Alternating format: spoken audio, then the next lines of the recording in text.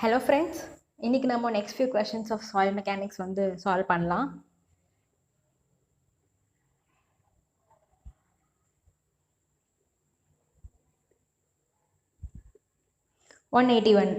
Degree of freedom of a block type machine foundation is.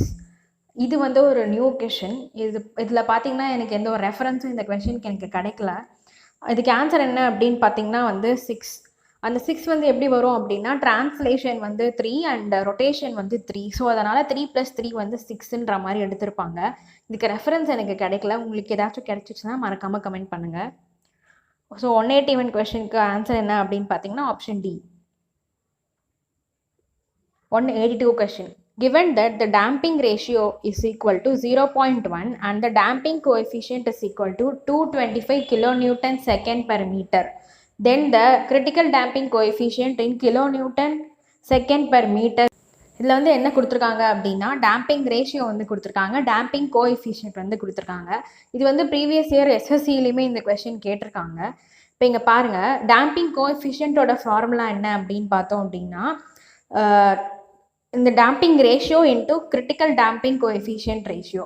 இப்போ இதில் damping ratio வந்து என்ன அப்படின்னா வந்து 0.1ன்னு கொடுத்துருக்காங்க. அப்புறம் டேம்பிங் கோஎஃபிஷியன்ட் என்ன அப்படின்னா 225 kilonewton second per meterன்னு கொடுத்துருக்காங்க. கிரிட்டிக்கல் டேம்பிங் கோஎஃபிஷியன்ட் என்ன அப்படின்னு கேட்குறாங்க. டேம்பிங் ரேஷியோ அப்படிங்கிறது என்ன அப்படின்னா damping coefficient divided by critical damping coefficient ratio. இப்போ இதில் இந்த கிரிட்டிக்கல் டேம்பிங் கோஎஃபிஷியன்ட் ரேஷியோ தான் வந்து கேட்டிருக்காங்க. ஸோ இதை நம்ம கிராஸ் மல்டிப்ளை பண்ணி சிசியோட வேல்யூ வந்து கண்டுபிடிச்சோம் அப்படின்னா 2250 அப்படின்னு வரும். இந்த ஃபார்முலா வந்து பார்த்து வச்சுக்கோங்க, ஞாபகமும் வச்சுக்கோங்க, நோட் பண்ணி வச்சுக்கோங்க. So option C 2250. Next question 183. The natural frequency of a vibrating foundation system. இப்போ ஃப்ரீக்குவன்சி வந்து with respect to stiffness and mass வந்து எப்படி வேரி ஆகுது அப்படின்னு கேட்டிருக்காங்க. இதுக்கு நமக்கு ஃப்ரீக்குவன்சி ஃபார்முலா வந்து தெரியணும். ஃப்ரீக்குவன்சி ஃபார்முலா என்னன்னு பார்த்தீங்கன்னா it is directly proportional to √k/m.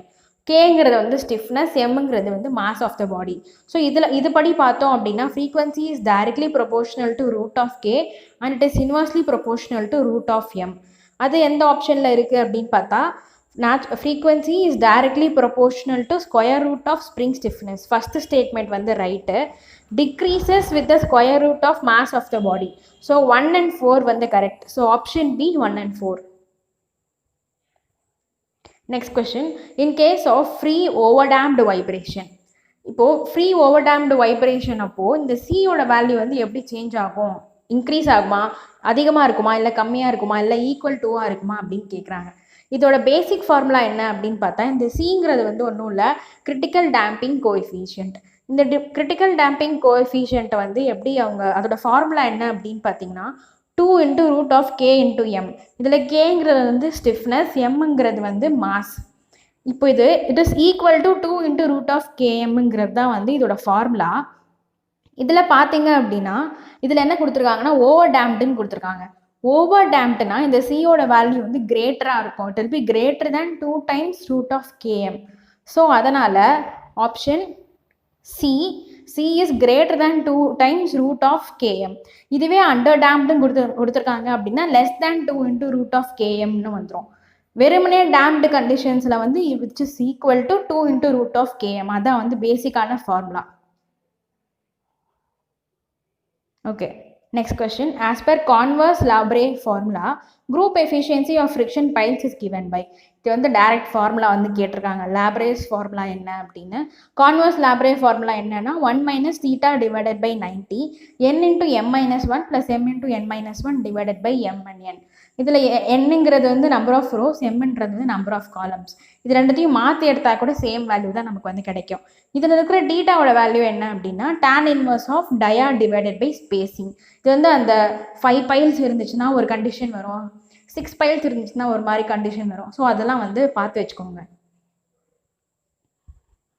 So இதுக்கு ஆப்ஷன் என்ன அப்படின்னு பார்த்தா 1 - α divided by 90 n-1 × m + m-1 × n divided by m × n. So option A.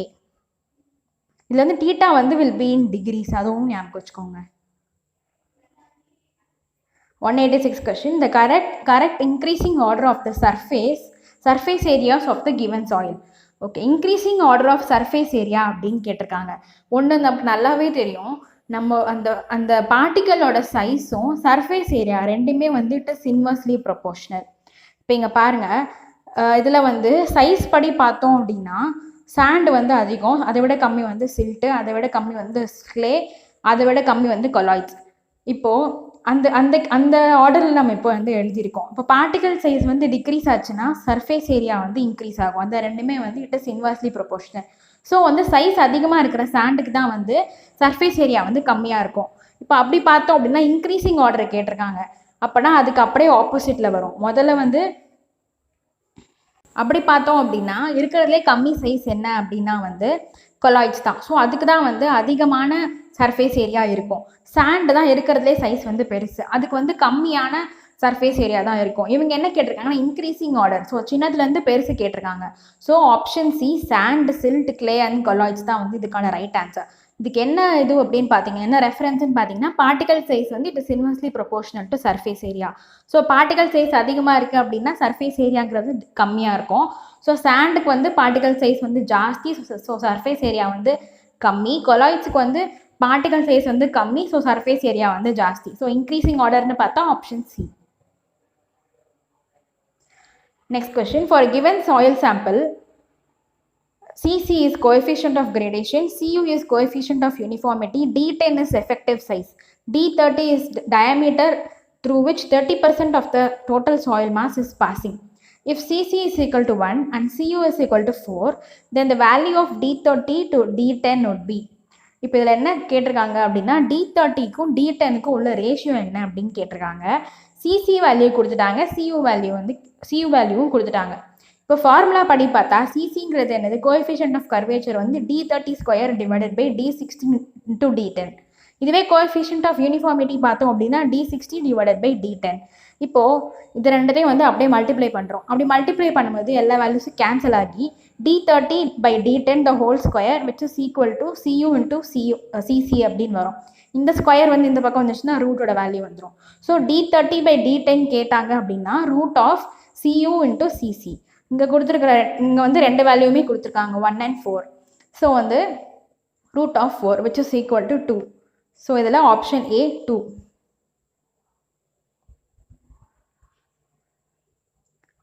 Question, இது வந்து மேட்ச் த ஃபாலோயிங்.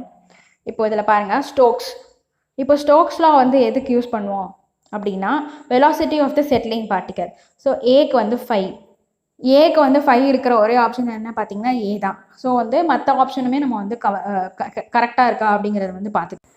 டார்சி லா என்ன அப்படின்னா இந்த ஃப்ளோ ஆஃப் வாட்டர் அந்த வாட்டர் அப்போ வந்து அந்த soil flow of water into the soil மாஸை வந்து நம்ம வந்து கால்குலேட் பண்ணுவோம், டார்சி வெலாசிட்டி அந்த மாதிரிலாம். ஸோ வந்து option 4.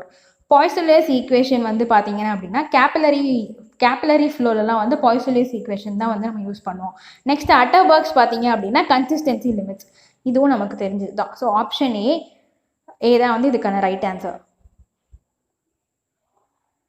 Next, in a standard Proctor compaction the water content and the maximum dry density is related as. Gamma D மேக்ஸும் டபிள்யூவும் எப்படி ரிலேட் ஆகிருக்கு அப்படின்னு கேட்குறாங்க. இதுக்கு நம்ம கிராஃப்க்கு போகிறோம். காமா டியோட வேல்யூக்கு நேராக ஒரு வாட்டர் கண்டென்ட் வேல்யூ வந்து நமக்கு வந்து கிடைக்கிது. அதுதான் வந்து காமா டி மேக்ஸுக்கு நேராக வந்து நமக்கு ஒரு வாட்டர் கண்டென்ட் வந்து கிடைக்கிது. அந்த வாட்டர் கண்டென்ட் தான் என்ன அப்படின்னு பார்த்தீங்கன்னா ஆப்டிமம் மாய்ஸ்சர் கண்டென்ட். இப்போ இதில் என்னென்ன ஆப்ஷன்ஸ் கொடுத்துருக்கு என்ன அப்படின்னா gamma D is linearly proportional to W. இப்போ இங்கே பார்த்தீங்கன்னா கர்வ் வந்து ரைஸ் ஆகி அப்புறம் வந்து ஃபாலோ ஆகுது. ஸோ வந்து இது வந்து லீனியர்லி ப்ரொபோர்ஷனல் வந்து கிடையாது. W is inversely proportional to gamma D max. இதுவும் பார்த்தீங்க அப்படின்னா வந்து கர்வ் வந்து ரைஸ் ஆகி வந்து ஃபாலோ ஆகுது. ஸோ வந்து இதுக்கான ரிலேஷன் நம்மளால் வந்து சொல்ல முடியாது. ஸோ ஆப்ஷன் பியும் கிடையாது. இப்போ நெக்ஸ்ட் பார்த்தீங்கன்னா gamma D corresponds to unique value of W. இந்த யூனிக் வேல்யூ ஆஃப் டபிள்யூ தான் வந்து OMC, optimum moisture content. So இது வந்து ரைட்டாக இருக்கலாம். நெக்ஸ்ட் என்ன அப்படின்னு பார்த்தீங்கன்னா gamma D corresponds to W which is equal to WP + WL divided by 2. இந்த WPங்கிறது வந்து பிளாஸ்டிக் லிமிட், WLங்கிறது வந்து லிக்விட் லிமிட். இந்த மாதிரி எந்த ஒரு கண்டிஷனுமே அந்த கிராஃப்லேருந்து நம்ம வந்து எடுக்க மாட்டோம். So option C gamma D corresponds to unique value of டபிள்யூங்கிறது தான் இதுக்கான ரைட் ஆன்சர். அந்த யூனிக் வேல்யூ ஆஃப் டபிள்யூங்கிறது தான் வந்து optimum moisture content. So option C. Next, Using Morse diagram, the relation between the major principal stress sigma 1 and the minor principal stress sigma 3 and the shear parameters C and phi is given by sigma 1 is equal to sigma 3 n phi plus 2c root of n phi, where n phi is equal to. இப்போ இதில் பார்த்தோம் அப்படின்னா Mohr's டயக்ராம்னு சொல்லியிருக்காங்க, major principal stress minor principal stress எல்லாமே சொல்லியிருக்காங்க. ஆனால் இது வந்து ஆக்டிவ் கண்டிஷனா இல்லை பாசிவ் கண்டிஷனா அப்படிங்கிறது சொல்லலை. ஏன்னா அதுக்கேற்ற மாதிரி இந்த n5ஓட வேல்யூ வந்து சேஞ்ச் ஆகும் அப்படிங்கிறது நமக்கு தெரியும். இப்போ இதில் பார்த்தீங்க அப்படின்னா இந்த ஃபார்முலாவில் +2 ரூட் ஆஃப் n5ன்னு கொடுத்துருக்காங்க. இங்கே வந்து ப்ளஸ் இருக்குது அப்படின்னா அது வந்து பாசிவ் கண்டிஷன், இங்கேயே மைனஸ் இருக்குது அப்படின்னா அது வந்து ஆக்டிவ் கண்டிஷன். அந்த ஃபார்முலாவில் நம்ம போடும்போது நமக்கு வரும். ஸோ இங்கே ப்ளஸ் கொடுத்துருக்கறதுனால இது வந்து பாசிவ் கண்டிஷன். பாசிவ் கண்டிஷனில் பார்த்தோம் அப்படின்னா இந்த n5ங்கிற வேல்யூ வந்து which is equal to tan square alpha. அப்படி எடுத்தோம் அப்படின்னா tan ஸ்கொயர் ஆல்ஃபா என்ன அப்படின்னு பார்த்தா 45 + 5/2 அப்படின்னு வரும். இந்த tan ஸ்கொயர் 45 + 5/2 வந்து எப்படி எழுதலாம் அப்படின்னு பார்த்தீங்கன்னா 1 + sin phi divided by 1 - sin phi அப்படின்னு எழுதலாம். ஸோ அதனால் இதில் 1 + sin phi divided by 1 - sin phi வந்து ஆப்ஷன் டியில் தான் இருக்குது. ஸோ அதனால் இது வந்து ஆப்ஷன் டி. இதுவே இங்கே ப்ளஸ்ஸுக்கு பதிலாக மைனஸ் கொடுத்துருக்காங்க அப்படின்னு பார்த்தீங்கன்னா ஆப்ஷன் சி வரும். ஏன்னா அது வந்து ஆக்டிவ் கண்டிஷனில் வந்து வந்துடும். So option D. 191 question.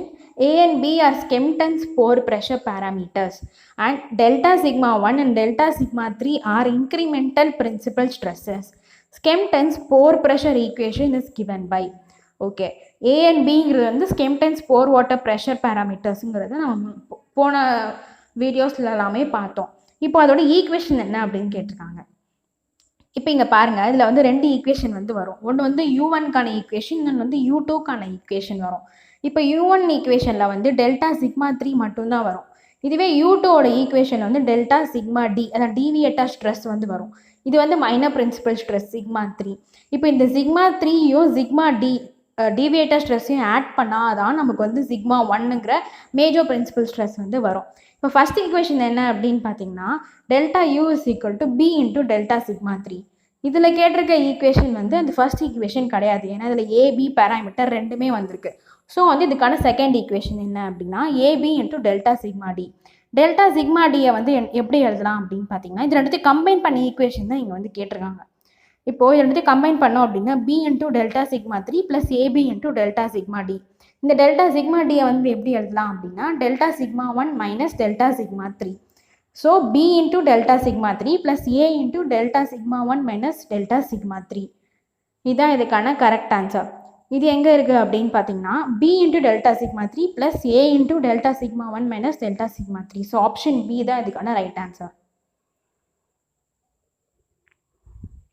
The total settlement of a compressible soil stratum 2 meter deep and having a coefficient of volume compressibility of 0.02 centimeter square plus per kg under a pressure increment of 2 kg per centimeter. இப்போ வந்து total height வந்து கொடுத்துருக்காங்க 2 metre and total settlement வந்து கேட்டிருக்காங்க. வேறு என்ன கொடுத்துருக்காங்க அப்படின்னா வால்யூம் கம்ப்ரெசிபிலிட்டி, அதான் எம்வியோட வேல்யூ கொடுத்துருக்காங்க. அப்புறம் ப்ரெஷர் இன்க்ரிமெண்ட்டோட வேல்யூவும் கொடுத்துருக்காங்க. இப்போ இந்த ஈக்குவேஷன் வந்து நமக்கு தெரியும் delta H is equal to MV into H into delta sigma. இதில் வந்து சப்ஸ்டியூட் பண்ணோம் அப்படின்னா எம்வியோட வேல்யூ சப்ஸ்டியூட் பண்ணிவிட்டு ஹெச்சோட வேல்யூ அண்ட் டெல்டா சிக்மாவோட வேல்யூ சப்ஸ்டியூட் பண்ணோம் அப்படின்னா 0.08 மீட்டர்னு வரும். ஆனால் இங்கே ஆன்சர் என்ன கேட்டிருக்காங்க அப்படின்னு பார்த்தீங்கன்னா சென்டிமீட்டரில். So 8 centimeter. So option C 8 centimeter. Next question. Given that for a single degree of freedom system, K is the stiffness coefficient, M is the mass of the machine and the foundation, critical damping is best defined by the expression. Critical damping வந்து கேட்டிருக்காங்க. இது வந்து நம்ம previous ஸ்லைட்ஸ்லேயே பார்த்தோம்னா C is equal to 2 into root of Km அப்படின்னு பார்த்தோம். So வந்து option A 2 into root of Km அதான் இங்கே கேட்டிருக்காங்க. கிரிட்டிக்கல் டேம்பிங் வந்து is best define by the expression. அதோட எக்ஸ்பிரஷன் என்ன அப்படின்னு கேட்டிருக்காங்க 2 into root of Km. The relationship between water content and the number of blows in soil as obtained from Cassegrain liquid limit device is given by W is equal to 20 minus log base 10 in N. The liquid limit of the soil is அப்படின்னு கேட்டிருக்காங்க. இப்போ இதில் நம்ம எப்பயுமே எப்படி எடுப்போம் அப்படின்னா வந்து நம்பர் ஆஃப் ப்ளோஸ் வந்து ஸ்டாண்டர்டாக 25 தான் எடுப்போம். ஸோ இதில் என்ன கேட்டிருக்காங்கன்னா லிக்விட் லிமிட் கேட்டிருக்காங்க, இந்த டபிள்யூட வேல்யூ கேட்டிருக்காங்க. என்னோட வேல்யூ நமக்கு தெரியாது. ஆனால் நம்ம வந்து பேசிக்காக எப்பயுமே என்ன எடுப்போம், ஸ்டாண்டர்ட் வேல்யூ என்ன அப்படின்னா நம்பர் ஆஃப் ப்ளோஸ்க்கு வந்து 25. ஸோ அந்த 25 இங்கே வந்து சப்ஸ்டியூட் பண்ணோம் அப்படின்னா 20 - log base 10 25 அப்படின்னு சப்ஸ்டியூட் பண்ணோம் அப்படின்னா 18.6% அப்படிங்கிறது வந்து வருது. ஸோ இதில் option D 18.6%. Next question. The result curves A, B, C, D of the 4 compaction test on different soils are shown in the figure. இதில் ஏனா என்ன, பினா என்ன, சீனா என்ன, டினா என்ன அப்படின்னு கேட்டிருக்காங்க. இது வந்து காம்பேக்ஷன் டெஸ்ட்லேருந்து வரைஞ்ச ஒரு கிராஃப். இது வந்து சில்ட்டி சாண்டா, இதுதான் ஃபேட் கிளேவா, அதில் வந்து மாடிஃபைட் டெஸ்ட்டா இல்லை ஸ்டாண்டர்ட் டெஸ்ட்டா அப்படின்ற மாதிரி கேட்டிருக்காங்க. இதில் வந்து ஒன்றே ஞாபகம் வச்சுக்கணும், என்ன அப்படின்னு பார்த்தீங்கன்னா எப்பயுமே கிராஃபில் மேலே வர கர்வ்ஸ் எல்லாமே வந்து ஸ்டாண்டர்ட் டெஸ்ட்டுக்கான கர்வ்ஸ் தான் வந்து அதிகமாக இருக்கும். மாடிஃபைடு வேல்யூ மாடிஃபைட் டெஸ்ட்டுக்கான வேல்யூஸ் விட ஸ்டாண்டர்ட் டெஸ்ட்டுக்கான வேல்யூஸ் தான் வந்து ஜாஸ்தியாக இருக்கும். அதோட பீக் வேல்யூ தான் வந்து ஜாஸ்தியாக இருக்கும். ஸோ இப்போ இது ரெண்டும் வந்து ஒரு சாயில் அப்படின்னா அதோட பீக் வேல்யூ எப்படி சேஞ்ச் ஆகும் அப்படின்னா ஸ்டாண்டர்டுக்கு வந்து அதிகமாக இருக்கும், மாடிஃபைடுக்கு வந்து கம்மியாக இருக்கும். இப்போ இந்த கிராஃப் வச்சு பார்த்தோம் அப்படின்னா வந்து இதில் சில்ட்டி சாண்டுன்னு கொடுத்துருக்காங்க. இப்போ சில்ட்டி சாண்ட் அந்த ரெண்டுத்துக்கு நடுவில் இருக்கும். நெக்ஸ்ட்டு வந்து கிளேன்னு கொடுத்துருக்காங்க. ஸோ அதை விட கம்மியாக இருக்கும். ஸோ வந்து ஃபஸ்ட்டு 2 கிராஃப்ஸ் வந்து it will represent silty clay, silty sand. அதுக்கு நெக்ஸ்ட்டு உள்ள கிராஃப்ஸ் ரெண்டும் என்னென்னா ஃபேட் கிளே வந்து ரெப்ரசென்ட் பண்ணும். இப்போ நான் அதே மாதிரி சொன்ன மாதிரி என்ன அப்படின்னா முதல்ல இப்போ இது ரெண்டுமே வந்து சில்ட்டி சாண்டுங்க நம்ம கண்டுபிடிச்சிட்டோம். அதில் முதல்ல என்ன வரும் அப்படின்னா வந்து ஸ்டாண்டர்ட் டெஸ்ட் தான் வரும். ஏன்னா அதோட பீக் வேல்யூ தான் வந்து ஜாஸ்தியாக இருக்கும். ஸோ இது வந்து ஸ்டாண்டர்ட் டெஸ்ட்டுக்கான கர்வ், இது வந்து மாடிஃபைட் டெஸ்ட்டுக்கான கர்வ். அதே மாதிரி இது ரெண்டுமே வந்து ஃபேட் கிளேக்கான கர்வ்ஸ். இதில் சிங்கிறது வந்து என்ன அப்படின்னா ஸ்டாண்டர்ட் டெஸ்ட்டுக்கான கர்வ் அண்ட் டிங்கிறது என்ன அப்படின்னா வந்து மாடிஃபைட் டெஸ்ட்டுக்கான கர்வ். அப்படி பார்த்தோம் அப்படின்னா ஃபஸ்ட்டு இருக்கிற ஏ கர்வ் என்ன அப்படின்னா silty sand standard test. Next வந்து பி கர்வ் வந்து silty sand modified test. Next பார்த்தீங்க அப்படின்னா silty sand standard test and silty sand modified test. So வந்து 2 1 4 3. So option D. So option D is the right answer. Next question, 196 question. The results of a consolidated drained triaxial shear test on a normally consolidated clay is given. இப்போ இந்த consolidate train test, அதாவது CD டெஸ்ட்டோட results வந்து இங்கே plot பண்ணியிருக்காங்க. இந்த graph படி பார்த்தோம் அப்படின்னா சிக்மாவோட வேல்யூஸ் வந்து இதில் கொடுத்துருக்காங்க. இதில் என்ன கேட்குறாங்க அப்படின்னா வந்து ஆங்கிள் ஆஃப் இன்டர்னல் ஃப்ரிக்ஷன் என்ன அப்படின்னு வந்து கேட்டிருக்காங்க. 5ஓட வேல்யூ வந்து கேட்டிருக்காங்க. எப்பயுமே சிக்மாவோட வேல்யூஸ் கொடுத்துட்டு 5ஓட வேல்யூ கேட்டிருக்காங்க அப்படின்னா இந்த ஃபார்முலா வந்து ஞாபகம் வச்சுக்கோங்க. அப்படி இல்லைனா வந்து பேசிக் ஃபார்முலாலேருந்து போட்டுமே நம்ம வந்து கொண்டு வரலாம். ஆனால் டைம் கன்சப்ஷன்னால நீங்கள் இந்த ஃபார்முலா வந்து ஞாபகம் வச்சுக்கோங்க. இப்போ இதில் பார்த்தீங்க அப்படின்னா சிக்மா 1ங்கிறது வந்து 200, சிக்மா 2ங்கிறது வந்து 100. அப்படி இந்த சிக்மா 2னா வந்து மைனஸ் ஸ்ட்ரெஸ், சிக்மா 3 தான் வந்து சிக்மா 2ன்னு சொல்லியிருக்கேன். இதில் பார்த்தீங்கன்னா sin 5 = sigma 1 minus sigma 2 divided by sigma 1 plus sigma 2. இது படி பார்த்தோம் அப்படின்னா 1/3 வரும். So 5 = sin inverse of 1/3. Okay, so வந்து இதுக்கு ஆன்சர் என்ன அப்படின்னு பார்த்தீங்கன்னா option A, sin inverse of 1/3. இந்த ஃபார்முலா வந்து ரிமெம்பர் பண்ணிக்கோங்க. அப்படி இல்லைனா நீங்கள் பேசிக் ஃபார்முலாலேருந்து கூட கொண்டு வரலாம். Next, 197 question. Which one of the following statement provides the best argument that the direct shear stress are not suitable for determining shear parameters of a clay soil? Okay, இதில் options பார்த்தோம் அப்படின்னா option A failure plane is not the weakest plane. இப்போது இந்த direct test shear டெஸ்ட்டை பொறுத்த வரைக்கும் அந்த failure plane தான் வந்து வீக்கஸ்ட் பிளேன். ஏன்னா அது வந்து ப்ரீடிட்டர்மைண்டாக நம்ம வந்து ஒரு பிளேனை வந்து வச்சுருவோம், அது படி தான் வந்து ஃபெயில் ஆகும். ஸோ ஆப்ஷன் ஏ வந்து கிடையாது. இப்போ ஆப்ஷன் பி பார்த்தீங்கன்னா pore pressure developed cannot be measured. இது வந்து ஒரு கரெக்டான ஆப்ஷன். எப்படி பார்த்தீங்கன்னா வந்து இதுலேருந்து நம்ம வந்து போர் வாட்டர் எதுவுமே வந்து மெஷர் பண்ண மாட்டோம். போர் வாட்டர் எதில் மெஷர் பண்ணோம் ஷியர் ஸ்ட்ரென்த் ஃபுல்லாக அப்படின்னு பார்த்தீங்கன்னா ஸ்கெம்டன்ஸ் போர் வாட்டர் ப்ரெஷர் ஈக்குவேஷன்லேருந்து தான் நம்ம வந்து கேல்குலேட் பண்ணுவோம். ஸோ வந்து இந்த டைரக்ட் ஷியர் டெஸ்ட் வந்து அதிலேருந்து நம்மளால் வந்து போர் ப்ரெஷர்ஸ் வந்து கேல்குலேட் பண்ண முடியாது. ஸோ ஆப்ஷன் பி வந்து கரெக்டாக இருக்கலாம். நெக்ஸ்ட் வந்து satisfactory strain levels cannot be maintain. Strain levels பற்றி வந்து டைரக்ட் ஷியர் டெஸ்ட்டில் வந்து எதுவுமே சொல்லியிருக்க மாட்டாங்க. இது வந்து ஒரு சம்மந்தம் இல்லாத ஒரு ஸ்டேட்மெண்ட். ஆப்ஷன் டி பார்த்தீங்க அப்படின்னா adequate consolidation cannot be ensured. Consolidation பற்றி வந்து இதில் எதுவுமே பேசியிருக்க மாட்டாங்க. ஏன்னா அது வந்து ஷியர் ஸ்ட்ரென்த் பற்றி தான் பேசுது. ஸோ அதனால் வந்து இதில் கன்சாலிடேஷன் வந்து அந்த பிக்சர்லேயே வராது. So option B pore pressure developed cannot be measured, அதுதான் வந்து இதுக்கான right option. So option B. Next question, match the following வந்து கேட்டிருக்காங்க. Pressure distribution with respect to the soil எப்படி வந்து சேஞ்ச் ஆகுது அப்படின்னு கேட்டிருக்காங்க. இந்த ப்ரெஷர் டிஸ்ட்ரிபியூஷன் டயக்ராம்ஸ் எல்லாமே வந்து டெர்சாகி அவங்க வந்து கொடுத்தது தான். ஒரு சாயிலுக்கு வந்து ஒரு ப்ரெஷர் டயக்ராம் வந்து கொடுத்துருக்காங்க. இதில் வந்து ஃபர்ஸ்ட் 3 வந்து டெர்சாகி கொடுத்தது. டெர்சாகிக்கும் இப்போ டென்ஸ் சாண்டில் பார்த்தீங்க அப்படின்னா வந்து 0.2H வந்து ஜீரோவில் டாப்பில் இருந்தும் பாட்டமில் இருந்தும் ஜீரோலேருந்து ஒரு வேல்யூக்கு வந்து இன்க்ரீஸ் ஆகும் கிராஜுவலாக. இதுவே லூஸ் சாண்டுக்கு பார்த்தீங்க அப்படின்னா வந்து கீழே டாப்பில் மட்டும் இந்த 0.2 ஆஃப் ஹைட்டுக்கு வந்து இந்த ப்ரெஷர் டயக்ராம் வந்து சேஞ்ச் ஆகும் லீனியராக. இப்போ இது வந்து மாடரேட்லி ஸ்டிஃப் கிளேக்கான ப்ரெஷர் டயக்ராம். நெக்ஸ்ட் வந்து பிளாஸ்டிக் கிளேயில் வந்து மேலே 0.3Hக்கும் கீழே வந்து 0.15Hக்கும் வந்து இந்த ப்ரெஷர் டயக்ராம் வந்து லீனியராக வந்து வேரி ஆகும். ஸோ இந்த ஆப்ஷன் படி பார்த்தோம் அப்படின்னா ஏக்கு வந்து ஆப்ஷன் 1 டென்ஸ் சாண்ட், பிக்கு வந்து ஆப்ஷன் 3 லூஸ் சாண்ட், ஆப்ஷன் சிக்கு வந்து moderately stiff clay, next option டிக்கு வந்து சிக்கு வந்து பிளாஸ்டிக் கிளே, ஆப்ஷன் டிக்கு வந்து மாடரேட்லி ஸ்டிஃப் கிளே. ஸோ வந்து ஆப்ஷன் ஏ.